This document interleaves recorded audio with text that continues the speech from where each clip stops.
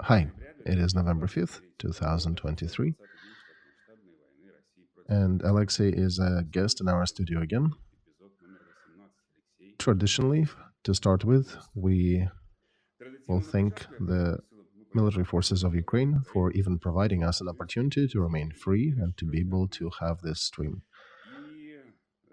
And in this stream, we're asking questions, those that you send to us, to Alexei's channels, and you can also ask them in live chat as we go. And please do not forget to subscribe to Alexei's channel in the link below, to Alpha&Omega channel, to Vasil Golovanov, and of course to Privateer Station if you are listening or watching that in English.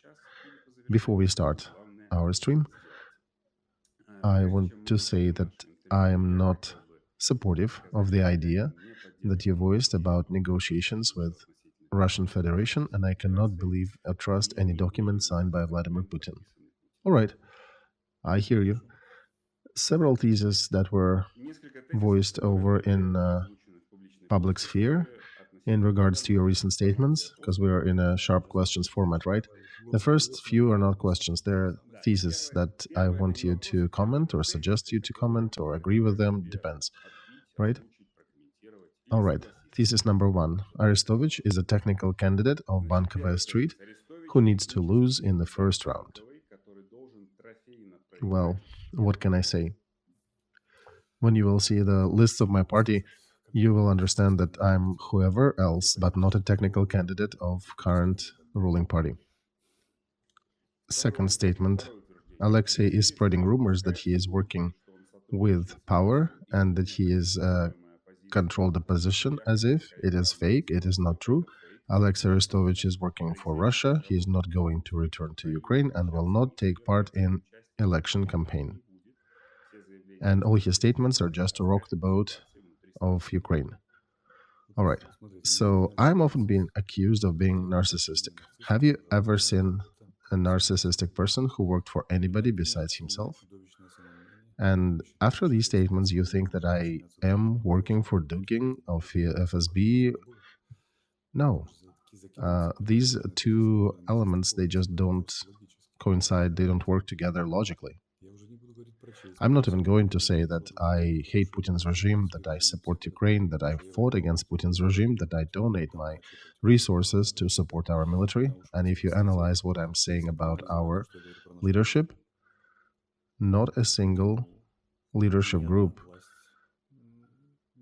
under any circumstance would fund or agree or whatever to have somebody artificially criticize them the way I do. Third statement. Ukrainian politics is rough, especially during the situation of war. If you're making a statement and if you're throwing a challenge to the first one, it's rough. And otherwise, nobody will believe you if you don't come back home. Oh, wonderful people, but do they need brave, bright, and dead, maybe? Let's look at four great returners. We had Navalny in Russia, Nemtsov as well. We had Saakashvili in Georgia, and we have Koblev in Ukraine, who also came following some information to agree with Yermak, and now he's in jail, and his court proceedings are pending. And he never criticized power, he never was that close to power, and he doesn't even know that much as I do. So I'm on a special position here, if you understand. That's why, colleagues, let me make my decisions. Where am I and what am I doing? That's one. Second, I'm outside of Ukraine, not for rest and recreation. I'm doing a lot of work here, actually a gigantic amount of work to try to gather our allies together to increase support. Right now, I'm actually concentrated mostly on the effort to make sure America votes for financial support for Ukraine and actually perhaps votes in more in December. So not just hold what was initially promised, but also rise that plank. This is task number one. We need more Western aid. Okay, I'm not going to dig here myself because I know there'll be more questions about your travels. And another Arestovych often shows up on Khodorkovsky channel, so you can make conclusions where his money coming from. That's funny. Do you know Forbes recently calculated how much do I earn? How much do you earn? About they calculated $120,000 a month. How much do you think I need to be offered? So I would sell myself. I don't have yachts. I don't need them. I don't need jets. I don't know where to spend my money really, and I'm donating them to children, to military. I help 5 families, and my close ones know that if some friends ask for aid, I never pause. I go in and help. And second, let's imagine the unimaginable. Arestovych takes money from Khodorkovsky to his election campaign. What's bad in that? Khodorkovsky is the most vicious opponent of Putin. You probably won't find more vicious one. Khodorkovsky, after Prigozhin's mutiny, is saying that Russians need to aggregate militant force and to topple Putin militarily. He needs to. He's saying that he's ready to pay more money for more Russian detachments on the Ukrainian front, fighting against Putin's regime. So what's bad about him? The guy set a goal, military win over Putin's regime. Same task as all Ukrainians have now. What's wrong with him? Well, let's be the devil's advocate. It breaks the story of Arestovich's independence. If you are taking money from Khodorkovsky, then you are somewhat dependent, right? Well, okay, but then it contradicts the story of narcissistic Arestovych. Vasily, you know me for many years. Can you imagine anybody who can command me, even in a nightmare? Well, okay, but you worked in the office of the president, right? You worked with a team. I did work with a team, but did not work as subordinate there. I was not given any orders in the 2 years I was there.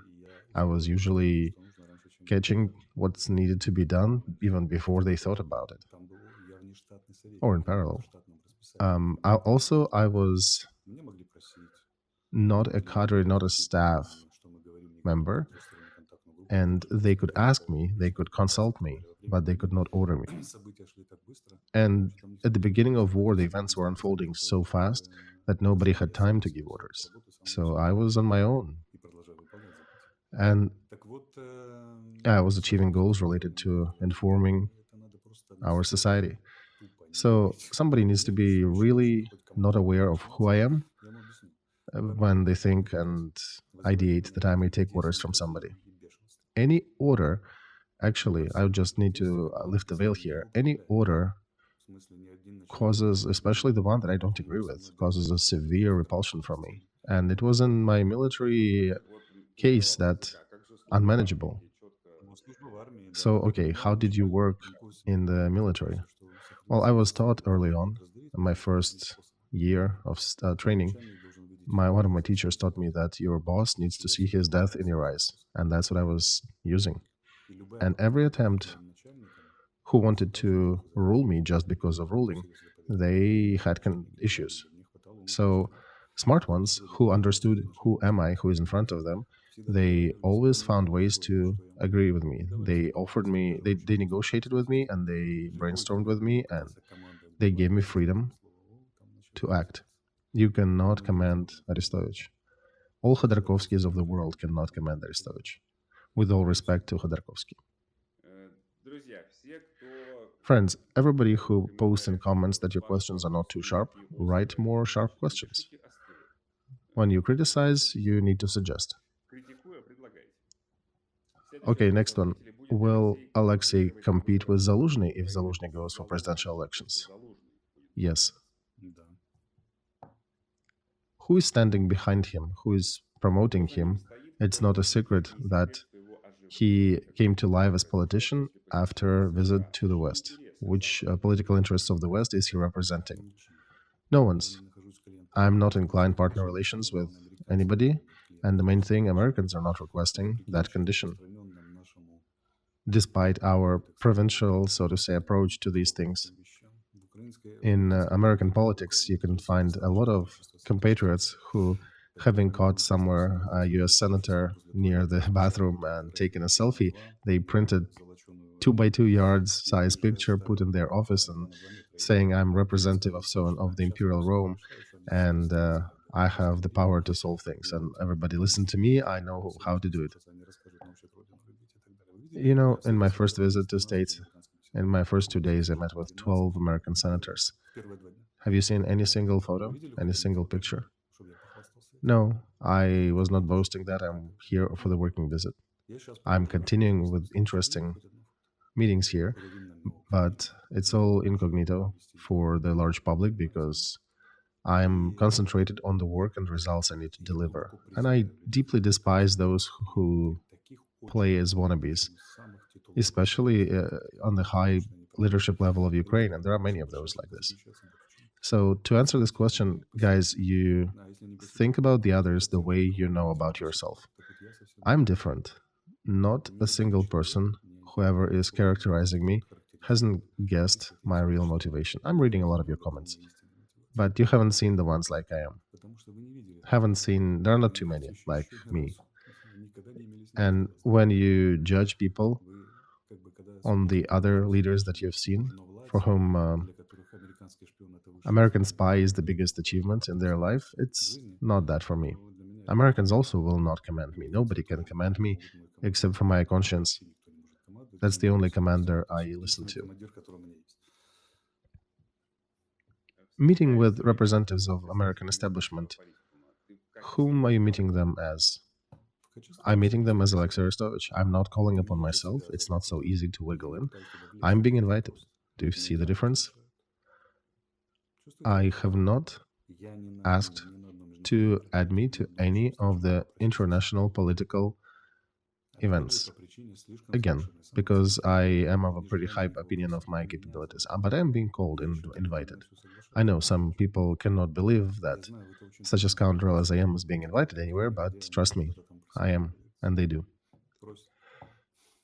So, to close the topic of travels, very often question, where are you, Alexei? And when are you going to be back? I move every 3-4 days. There are a lot of meetings going on. It's a very hot period. In December, they'll be voting for the aid to Ukraine. Europe will be also making related decisions, and our other allies. And there are a lot of technical questions. It's difficult to answer where am I? I'm everywhere. I'm traveling constantly. In the last 2 weeks, I had 4 different events, big meetings and events. And I need to prepare for each of them. And I'm not sitting here somewhere thinking, oh my God, when I will be forgiven in Ukraine. Right? I'm working here. About leaving the country. What do you mean? How did I leave? Simply, I got invited to an event of such a level that it was impossible to not let me go, to not let me out. It would mean to seriously quarrel with those who were inviting, and it was not part of plans for those who were letting me out. And how they did bureaucratically, I am not sure. Alexei, do you think a nuclear war between China and the United States is possible? What are hypothetical scenarios? Hypothetically, I would not want this story on anyone. And I want to remind you that during Putin's visit to China, when he was shaking the hand of Xi Jinping, Biden made a speech that the next 4 or 5 years will define the destiny of the world. And we have used ATACMS the day before. American Congress published or reviewed, but it was in the public media, the research about readiness of United States to possible hot war with China. And one of their main cares is that nuclear potentials of China and Russia should not be joined.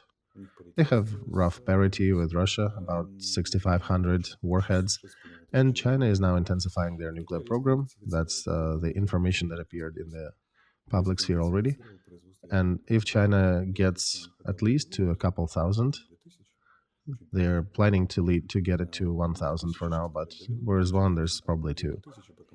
And then American system would have much more difficult path to win or hold such a conflict. No politician can allow that to happen. If they do, their own diplomats and military advisors will probably remove them from power and find somebody else. But in yeah, they just and they're also not idiots. They understand it's a serious concern, so they're working with that. They're not declaring that officially, but one of the main ideations is to prevent Russia from becoming a satellite of China with united nuclear arsenal. That's why their politics is so only halfway for Ukraine. That's why Biden at least believes that Russia cannot be or should not be utterly destroyed, but it only should be allowed to not completely lose, but also not to win. How real is denuclearization of Russia? Oh, for that, you need some extraordinary circumstances, like Khodorkovsky gaining power in Kremlin, maybe. And even then, right, Arestovych once again denounces his work with Khodorkovsky. But even that, right, Vasily, is under big question. I think it's a good position for negotiations, but how real it is, that's a big question. And you need to remember that our negotiation framework is now on the decline graph. After we took Kherson last year, we actually could negotiate on really good positions. They would leave some of the occupied territories, and we would refuse to take militarily whatever they have captured and would have remained with them. Until death of Putin, which should be probably a framework of another 10 years. And, the problem is that negotiations are going on. And you know why I said that negotiations need to happen? Because nobody in Ukraine is talking about negotiations. So West was looking for smart people on different conditions who would consider that negotiations are possible, because they're looking at our political field with despair, and they understand there is not a single figure who is adequately looking at the world picture and who is eager to play as a team player with the West, because they qualify us as a non-team player, as the player who cannot live beyond their narrow national interests and who can play as a part of the big West, which they did in Vilnius and which they acknowledged during the epochal speech of Biden. They took us to play that collective game, but an example, the voting in United Nations about Cuba. Only United States and Israel voted against, and Ukraine abstained. That's why Israel gets two aircraft carrier groups whenever they have troubles, and we don't. Is it good or bad? It's a big question. I think it's bad. If we are aspiring to be part of the West, most of our population supports us joining NATO, then this has a price. You need to play as a team player. Or you thought you will become a part of the West and will be utterly independent in your politics? But moreover, this team game is in our interests. It's in our favor. So I'm sending the ball back to the West, saying that there are people here in Ukraine who are ready to review and consider negotiation possibilities. It doesn't mean that tomorrow they'll send Arestovych to Moscow and he'll find and sign something there. No. I just knew that negotiations were happening. And whether you like it or not, they are already happening. Looking at the materials even that NBC published. And of course, there is a certain pressure on our leadership being exerted, not because the West dreams to have Putin for 10 more years on the occupied territories, but because the West can calculate.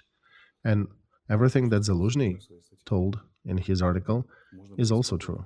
And you can follow through with the logic when you have stationary, stale front, and when the calculation of that front is not in our favor because we cannot win easily that resource fight with Russia.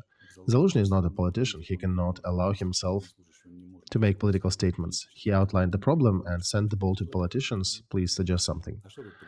And what can you do here? You need either technological advancement, and we're not doing anything to provide for that, or we need some significant help from the West. But in the West, even production capabilities are slow to deploy. European Union promised to give us 1 million artillery shells of 155 caliber and could only scrape 300,000. So they're also not at the desired capacity. Or we probably need to create a pause when we could intensify our industrial complex and provide some time for the West, because they are rebuilding their military capacities as well, but it may take them a year and a half to get where they want to. That's why we probably need to sit down with a calculator and figure out the strategy. Our problem is that in this war we replaced the meaning with emotions, and people who replace meanings with emotions, they always lose, regardless of how brave these emotions are. I'm trying to return the conversation about meanings into our politics and international politics too. I always pose a question: for what? To do what? And I offer to put a calculator on the table and calculate the benefits for both sides. And this is a realistic conversation. Do you think Americans are dreaming to give 10 or 20% of our territory to Russians? They understand clearly that this is propitiation of the aggression, because at the same moment, Iran and China will understand that, oh, we can use military ways to capture territories. But this is a harsh reality. Calculation is showing that. Next question from our viewers. Have you come to an agreement with Republicans, Alexei? Maybe you are in the same cohort. What do they mean? We gathered together and I gathered all Republicans, or they invited me and said, let's agree. I communicate with Republicans as well, different institutes that they represent, and I also communicate with Democrats. Several questions about elections and participation in elections. Where will Alexei take money for election campaign if that happens? Just don't say that people will donate. Stop holding us for idiots. Why? There are different people. There are people who can donate 100 hryvnias. There are people who can donate 10 million. I have people who believe in me, who want to help me to change the country. They are patriots of Ukraine. They're interested for this country to succeed. They have grandchildren growing here, and they categorically do not like what is going on with current leadership. So they want to participate. All that will be donated to the election campaign fund. Everything will follow the letter of the law. It will be transparent, so you can follow all that when it all happens. Second question, if you leave, will you leave the country? It depends who wins.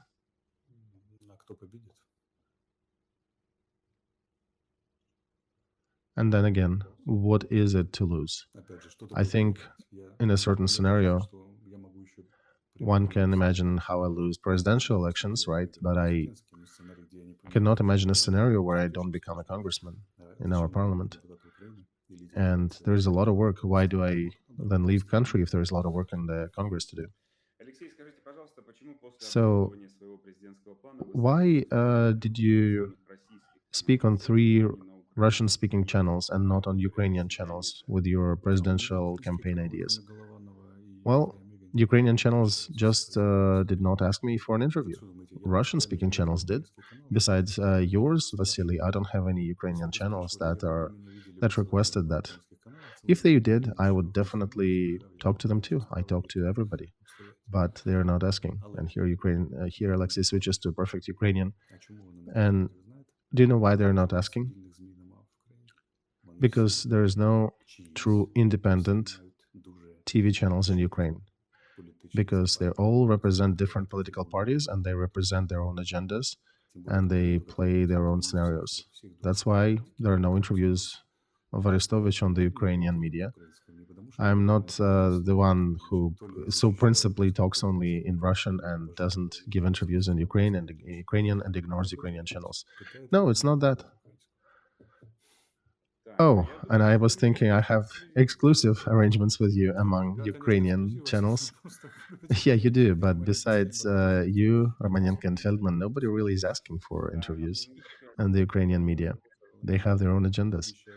And channels speaking Russian, yeah, they have large audience also. So, in your interview to Medusa, and by the way, Vasil, Why didn't you count my interview to Stern that I gave earlier before Medusa?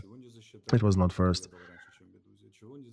Also, in the nearest 2 to 3 weeks, there'll be about 6 big interviews published by large media, and you'll see there'll be a collage that it's not just Russian opposition channels that I talk with. So, in that interview to Medusa, you also mentioned that you can lead your election campaign even from abroad.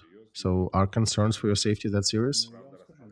Well, look, just the statements of Danilov, the secretary of National Security Commission, that I'm a Russian spy are enough. So, how can supposedly Russian spy enter the country who is in hot war with Russia? Well, yeah, whatever is supposed, no, but it's supposed by one of the top political enforcement leaderships. When I told the story to Germans, they nearly fainted. They said if anybody in our government said that somebody is a Russian spy without any proof, he would go to jail for 12 years. Let me be an defendant of Danilov here. He did not say your last name. Well, he said an actor and intelligence officer. Who else, right? And in the last interview, he did even say that his service is conducting a check on Arestovych. So I'm also curious who gave them an order. They only have 2 ways to start the checking procedures. They either have enough data to go on to start a case, which they don't, and I'm curious how did they do it, or they were given an order from above, and that starts to smell real bad. And all these people who are attacking me now, they, even the congressmen, they talked and against certain legal framework in the country. So yeah, they just don't know their laws about persecution on certain basis. And my partners, whom I take real seriously, said there is a serious risk for your life. I smiled, but they insisted and said that no, there is again a serious threat to your life. So I had to listen to them too at this point. And my problem is that even that would not stop me. But going to Ukraine, I would be limited in what I can say. Because in a situation when there is a martial law, there's a hot war with Russia, when the country is run by one group or one person, it's not smart for a politician to give yourself into the hands of these people. Because I came to politics not to suicide myself, but to change life in Ukraine. I'll quote one of the movies I really like. You know, the situation is such that I really, really need to stay alive. There were many times when I did not know if I'll be alive the next 10 seconds. And I know what it looks like. But I just don't want, I'm not afraid of death, but I don't want to not have a chance to do the work I want to do. It's not that I'm sitting there thinking, oh my God, because I'll be so harassed. No, I'm not returning right now because it will be harder for me to implement and realize my plans. When you plan for things, you do not then sabotage your own plans, right? It's just illogical to go to conditions where you cannot carry out your plans. That's what I'm doing. Am I right thinking that you've made a certain decision? Because one thing is to continue participating in certain meetings, seminars, forums, events, but I have not officially made that decision, but I'm in an ideal situation. I have these forums going all the way to spring. So yeah, you have time to think. Exactly. I have time to think. And frankly, it's a good work that I'm doing. I'm fighting for the interests of Ukraine. And I basically every day have some important activity to do, an event, a meeting, preparation, etc. If I was sitting here and nobody would be interested in my person and I would not have a chance to influence the future of Ukraine, that would be a different situation. But now I have a very nicely coinciding events with the whole flow of political campaign. So I have time to think. All right, I have more questions from our viewers. They're storming my gates here. Theoretical question from viewer. I'm a sailor, I'm making money abroad, and I would want to come back home and pay money at home and not pay taxes to another country. I could do that if I had a legal chance to officially donate to Ukrainian military and not have to pay off the commissars for mobilization so I don't get mobilized. So that question is being discussed. I think, to my memory, it's about 13,000 hryvnias that you need to pay to contribute to the war effort to be able to continue such work. But if they adopt it, then you will have such a chance. Why 13,000? I think it was equal to 10 or 5 minimal salaries, whatever. Something like that, something in that framework. Interesting, very strange. So if Alexei will become a president of Ukraine, will he switch to Ukrainian language or will he continue to speak in Russian? The question was in Ukrainian. Alexei is answering in Ukrainian. That yes, I will, of course, speak Ukrainian. Right now, I'm using Russian because it's a language of 300 million people. That's why it makes sense to speak Russian, at least periodically. But internally in Ukraine, I will speak only Ukrainian. Sometimes, though, you need to, when you send a message to a Russian-speaking audience, to citizens of Russia, that's when you use Russian. Because if we refuse to engage with the foes or with people across the border, it would not be a good position. And when I'm sending a message to a Ukraine audience, of course, I'll speak Ukrainian. And frankly, I'll be enjoying speaking Ukrainian because I do love Ukrainian language. It's beautiful. When shall we see a team of Alexei's supporters, if it even exists? At the first day after the elections are announced. Are you ready to take a polygraph test if you are working on an important government position? Absolutely. I can even do it live on air. You many times said that last reserves of Kremlin died in Severodonetsk or Bakhmut. They have nothing to fight with. And answering Lithuanian questions, you were always asking what or who will fight with us there. So how are they storming Avdiivka? Why is it so dangerous there? They moved the resources of two armies. Some of them were brought from Kupiansk direction, and they brought also 18th and 25th armies that they were forming. They also threw them, some of the 18th and 25th, to support Kupiansk direction, and they moved more experienced armies from there to the south. But one needs to understand that these two new armies were created not by just creating them from scratch, but they cannibalized the existing other groups they had, one in Crimea, one deeper in Russia. And it's almost like, you have 5 broken planes and you cannibalize them and you finally have 2 flying planes, but you cannibalized 5. So that's why Russian situation is also dire. And all these statements that Putin will go and win and now take over, no, he'll continue pressure with how much he can, but as for serious offensive and them gathering more or taking more towns, no, that'll be questionable. Because even if they take Avdiivka, it'll take them several months to aggregate enough forces to try something else. Because we are destroying more than they can build or refit. We destroyed more of their equipment near Avdiivka than they make or return to battle in a year. And the peculiarity of a strategic defense, if it is supported by our allies, and it will be supported by our allies, is if we are in a strategic defense, we are destroying more than they can produce. But if we will be in that position when we can actually stockpile some of the resources while we are in that kind of defense, then it will change situation. But for now, if we are shooting 20 shells and we are only replenishing 14 of them in our warehouses, then in the long run, we'll end up without resources. So what we need to, as I mentioned, if we have created our own Surovikin line along the front, and we would have gotten into the serious strategic defense.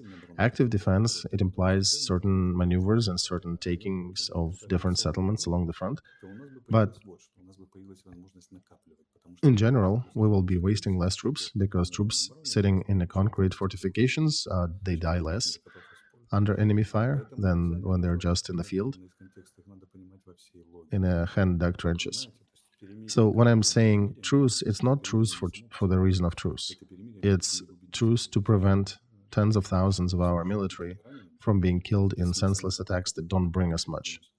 Or maybe reasonable but defense without any additional fortifications. So nobody is talking about truce to stop this war. We're talking only about a ceasefire to be able to stockpile enough resources. Because when there is truce, we actually can aggregate enough resources again.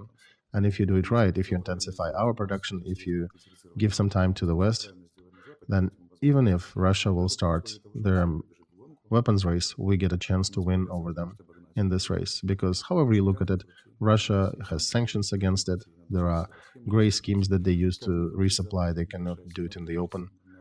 And then the West has a much better capacity for production when they ramp it up. So this is not a treasonous for sure and not a silly proposition. This is actually a calculated proposition. Was Mili a traitor when after we took Kherson, the head of Joint Chiefs of US, when he said after our taking of Kherson, this is a good time for negotiating. It's a strong position. Or did he have just a calculator? Was he a treasonous person, or did he calculate things? Do you accuse Mili in that? Or accuse Zaluzhny in treason? Accuse every European and American diplomat in treason towards Ukraine? Accuse NBC that's posting stuff. I'll turn to our viewers. We have 31,000 watching us live and only 6,000 likes. So please, once again, click that. I'm asking you once. I will not be reminding you again. Please click that like button and let's go. And yeah, I meant the like button, right? Okay. So Alexei wants to run for 2 terms of a president, 2 or 3 reforms per run cadence. What happens if you fail? What happens in the first 3 years on the first term you don't do anything? I'll do a referendum and I'll ask your public opinion. Do I stay or not? Alexei, Biden or Trump? This is a false question. We do not interfere with American internal politics. It is impossible under any circumstance, and we're not interfering with anybody's inner politics. So American people will decide on their own whether it's Biden or Trump, and we'll be working with either or. Alexei, where and how do you see Ukraine in 10 years? In 2033. I see a country that has liberated production forces. So the talented do not face hurdles, and the talented have won, not the hustlers. And I see the country who has turned its face to its people. Because right now, Ukrainians, when they have to interface with lower level services, I don't know, agricultural commission, village committee, medical office, police, customs, taxes, it's always a harassment of our citizens. And government should not be harassing citizens. Government should be a service for people. Our slogan is Ukraine above all. I also want to add there that our people is above all. Because when we say that there is no trust in the country, that means usually that we cannot produce goods with high added value. And people usually mistrust each other. They start to mistrust each other when they cannot trust the government, when they cannot trust the system. It's an old story and new story. Government, at best, is not a friend, right, in our history. Government is not a friend that exploits you. And we don't need that. I want the government to return back to be a service to people, because right now it's torn apart into different corruption beds.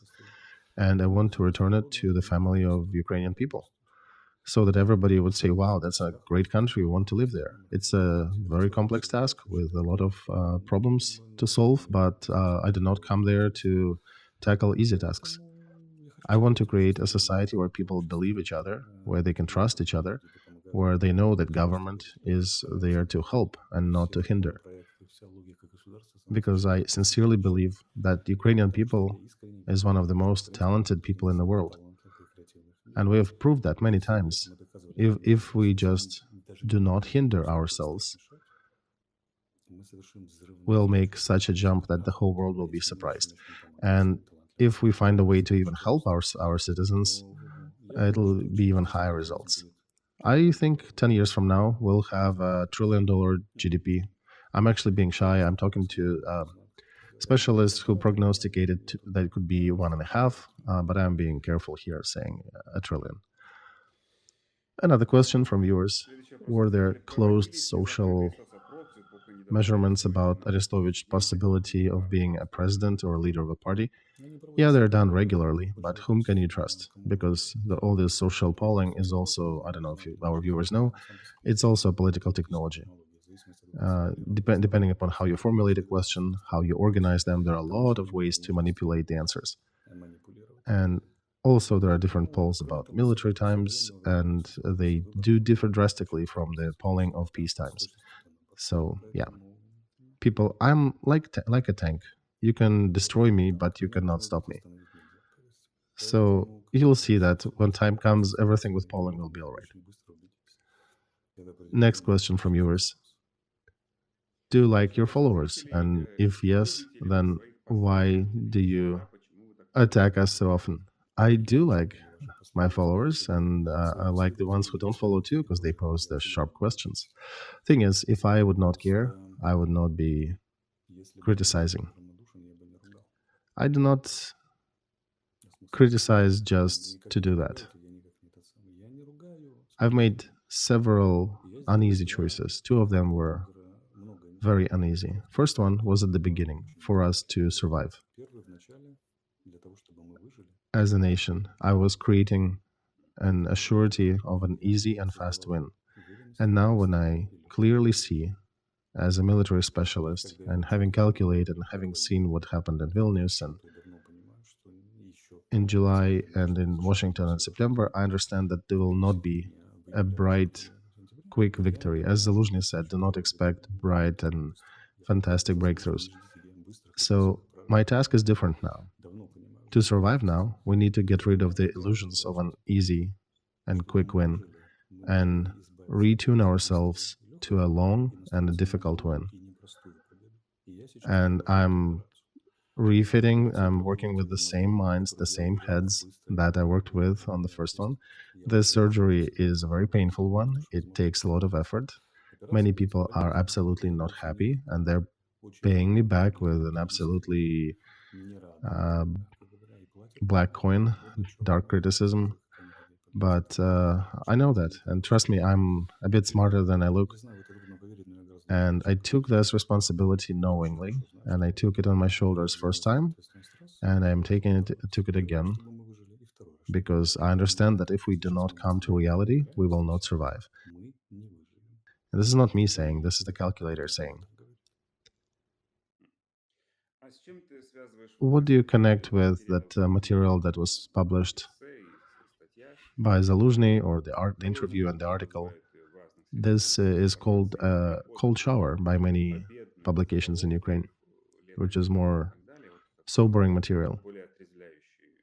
Oh, with the same thing. He is looking at the calculator, military calculations, and he is seeing that if there is no miracle that we somehow manage to intensify our military capacity and military production, or the allies would not intensify and would start helping us much more than they are right now, transferring even the most complex systems that can break this positional stalemate. Because he very clearly outlined that both sides, due to their technical potential and the current situation, is essentially mimic what was happening in the First World War, that until the tanks and aviation became more prominent forces on the front, it was just a positional warfare with a ton of losses. When to take just 1 kilometer, they wasted 70,000 people. It was senseless. So he gave the ball back to politicians. The main message of his article is that army had done its work, will continue doing it, but now it's in a positional stalemate, and it's a turn of Ukrainian politicians and Western politicians to find a solution out of that dead end. Army by itself cannot refit itself, it cannot intensify economy, it cannot obtain additional aid from our allies. He said, we did what we could, now it's your turn. Next question from the viewer. Will Ukraine have to pay in the nearest future, pay back for the aid to Europe, to United States, and who's paying for all that? And I'm 100% sure you will not ask this question, right? You did not ask it, and then I'm not answering. So we have two kinds of help options: direct American aid and Lend-Lease.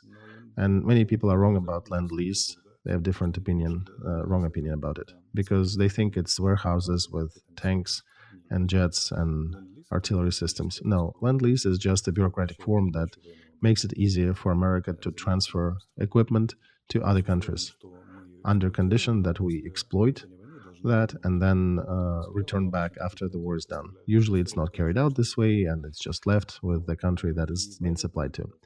And I think it was on the 14th or 15th of May that Biden had this law enacted. Congress voted for it, the Senate, and Biden signed it. He has never used it, not a single time. And it's a question not to Ukraine, not to me, it's a question to Biden. Why? Because he thinks that he needs to be careful so that Russia, fully defeated, would not go under Chinese umbrella. Moreover, they were donating us, up to the moment, over $160 billion, out of which 100 is United States, roughly, out of which 60 is military aid. So from their point of view, Lend-Lease as a mechanism was not needed, and they were transferring it for free.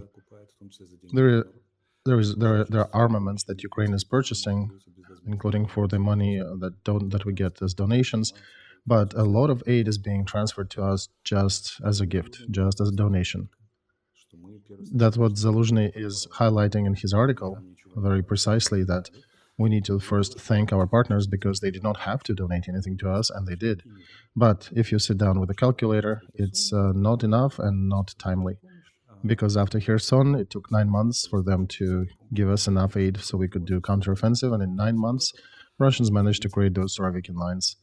And the lack of aviation and long-range missiles actually still puts a big question mark on the whole counteroffensive. And Zaluzhny summarizes it, saying that we are not done yet, we're still fighting in the framework of that counteroffensive effort, but there are smaller tactical pushes near Takmak and near Bakhmut. And have you heard the phrase that the generals are always preparing for the last war? Because the war is always catching you when you're not ready, and everybody is learning. Every civilian, every person who is involved in agriculture or industry, or a soldier on the front line, or politicians. Look how Russians were mistaken initially. Defeat after defeat, now they have learned. Putin did not know what to do with this war, now they figured out their own cannibalistic solutions. The West did not understand whether they have to start their military production, they finally are doing it. Now it's our time to learn things. And it roughly sounds like this: if we don't get our shit together and don't ramp up our productivity drastically, there'll be a lot of grief in our future. Next question from our viewers: what do you think about digital voting on different matters, from local to countrywide? Listen, one of my main ideas is to return power to the people on the lower level. For example, jury in the courts. So you can bring jury down to the lower level of courts, so people would not be pushing their cases all the way up and clogging the pipelines, so that decisions could be made fairly at the lower level. Then elected positions of sheriffs. And there are different ideas, different positions that we can present when the election time comes. A lot of things need to be resolved on the lowest levels. There is no more USSR. There is no more daddy state, and which was rightly called totalitarian state.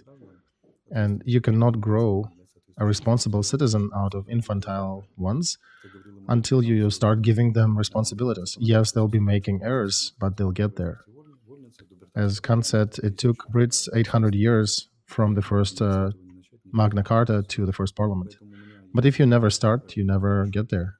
That's why I have a big project that is aimed at transferring a lot of power to the lower level, to the locales of towns, villages, cities, judicial, some legislative, media, many other things. And that will be a true decentralization when citizens will be given right to participate, imminent right to participate. It cannot be done without copying Swiss model to some degree, where they can do referendums several times a year or every month if they want to. I talked to some of their experts, and they highlighted the pluses and minuses about their system, when we can discuss them separately, but there is definitely a grain of good value in it. Given that digitalization is going rather well in Ukraine, given that everybody can participate from their mobile device or computer or smartphone, and if the granny doesn't have a smartphone, she can come to the post office and the post will have terminals. So it's a rather easy problem that can be tackled, but it's a definite milestone if you want to grow your economy, to lower your corruption, and to keep it transparent. At some point, our digitalization will reach the level when we can probably do referendums this way. I think we'll rely on our specialists who can tell us when. But then you can actually do big political decisions. You can make big political decisions this way. You can even recall politicians or vote on different things. And if we do not restore the feedback between people and politicians for the decisions the politicians are making, there'll be nothing good. The best of ideas will be dissolved as the paper in water, because everything in this world only functions when there is feedback mechanism, and it needs to be implemented in a fashion that the society could recall their politicians. It should not be simple, so it should not be abused, but it needs to be there. So you're talking about sheriffs who need to be elected. What about judicial and prosecutorial branches? I think judges should be elected as well. As for prosecutors, there are different arguments there. But as for the first level judge, lower level judge, he should be elected. There should be a trilateral review of the judge, of his colleagues, official body, judicial body, and local voters. And those people who interact on the lower level, those branches of power that interact with our citizens on the first level, on the lower level, they better be elected. And then the judicial position will be controlled from three angles: by their own community, legal organizations, by government, and by people. And we basically can, that's the only way for us to turn these organs of power from punishing organs into service organs. And near each of them, there should be a experience meter. When you leave the bureaucrat, there should be 5 buttons for you, like in the airport. Did you like it? Did you not like it? And then you increase the salary, you leave just the best to work, you define their work, you have a good framework, and make sure that there are regular tax checks and income verifications. It would be good if it would be digitized to a level, so it would be much more difficult for any corruption to live there. And if the service is provided good, then the people will mark that they do like that person, that the bureaucrat. And if the services rendered are bad and people are upset, then we'll be deciding who else will be getting his high salary and whom can we get in this position, or let people vote for that. Next question: what will happen to your school, Alexei, when you win? I'll be the first president who will continue reading these seminars. Probably won't be able to do it often, but maybe at least once a month, because it's a big deal of my life and I'm not going to abandon them. I don't know if I'll have to make them free or I should declare it as a creative activity. I think even political leadership can engage in scientific and creative activities. What about it's educational, right? Yeah, that's only if you're a licensed educational establishment. My school is author school, so it'll probably be like a creative line. Another often question that I see: when realistically you think the elections will happen? I don't know, but whenever they are, I will go there and I will implement what I promise, or try to implement what I promise, and I want to do it. So tell us, please. There were so many talks about the nukes that Putin sent to Lukashenko, but there are no more communications about that. Why? Well, that was a step of nuclear blackmail when they were trying to create a threat with remnants of Wagner and refugees on the border with Belarus and Poland and Lithuania. But right now, they don't see the reason to push it further because there is more distraction in the Israeli front. And I think they got a message that it's not the right pathway. But I think there is another question behind this one about whether Ukraine will have nukes, whether we will restore our nuclear capability. But I want to say that if we're not taken into NATO and will not be given significant guarantees of security, I will bring up the question of restoring Ukraine's nuclear potential as the only means to defend ourselves and our future. Can we do it without aid of the West? Yeah, we can. It will not be easy, but we can. But at first, we'll go through all the proper stages, of course. Yes, we agree that we can talk on negotiations, but only if there are ironclad guarantees of the society at large. That's what Zelensky was trying to do, the formula of peace with guarantees and all. And then the calendar plan of joining NATO, and there are no doubts with Hungary or Turkey. When NATO will say yes, we're saying, okay, we can seize our military activity, but then let's sign our agreement that cannot be revoked. And only after that, we can talk about the probability of negotiations. And let them go through these first two sifters before we get to this milestone. Think, people, do not tear words out of context. International politics is difficult, life is difficult. Don't pull the words out of headlines and scream like, oh, Arestovych wants to give our territories and exchange that for capitulation. I was rather clear to say that first, you gotta have guarantees joining NATO, and only then there could be discussions. I can probably elaborate more. There's a group of audience, that part of audience that heard to talk peace. And yeah, I understand. I'll take it back. I'll say talking peace is probably a not right word, but when you're giving a ton of interviews and talk every day, you might make mistake occasionally.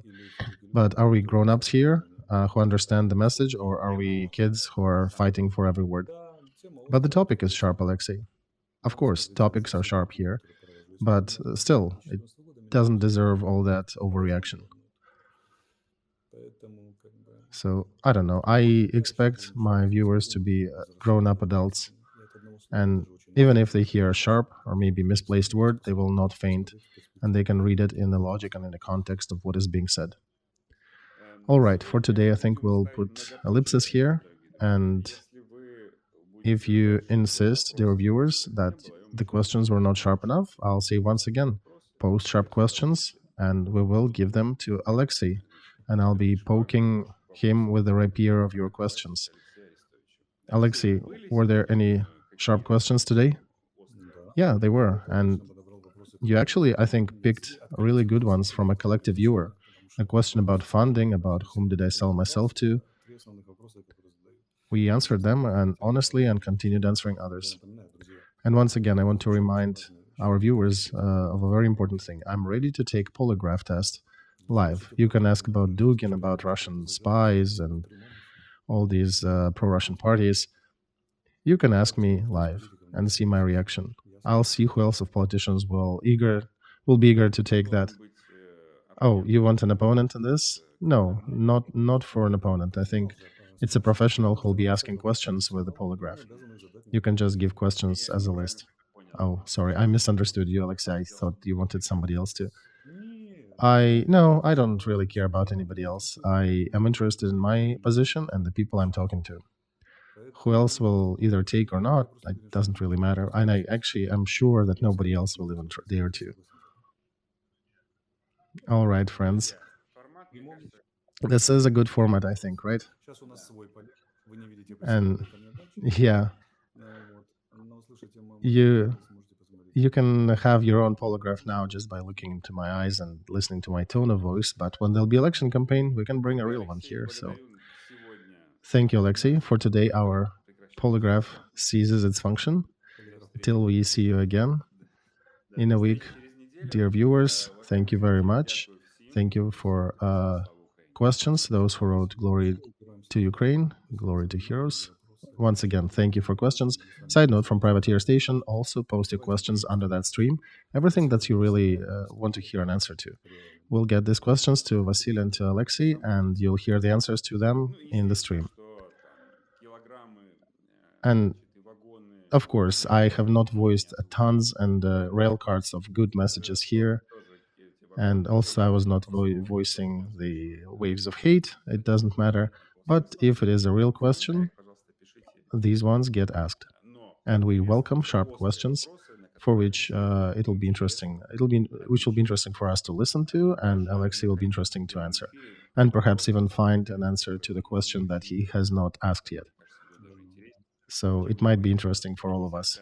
Instead of asking for the 50th time about Dugin. Right. The audience makes me think, which is very important. I appreciate it.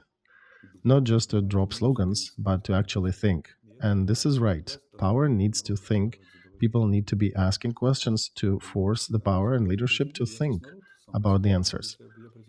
So I'm still one of you, but if I'm running to be a politician, aspiring to be a political leader, at some point, then I need to be able to answer these questions. I'll tell you more. If and when I become a president, there'll be a session every week when I'll be answering questions. And we can do like Roosevelt style conversations, fireside chats. He was reading letters. I'll be answering live questions, and I'll be explaining the logic because communication is king. It starts with communication and it ends with broken communication. And I don't want it to be broken. I want it to be alive all the way through. All right. For today, we're not breaking communication. We're clicking pause till we see you next week.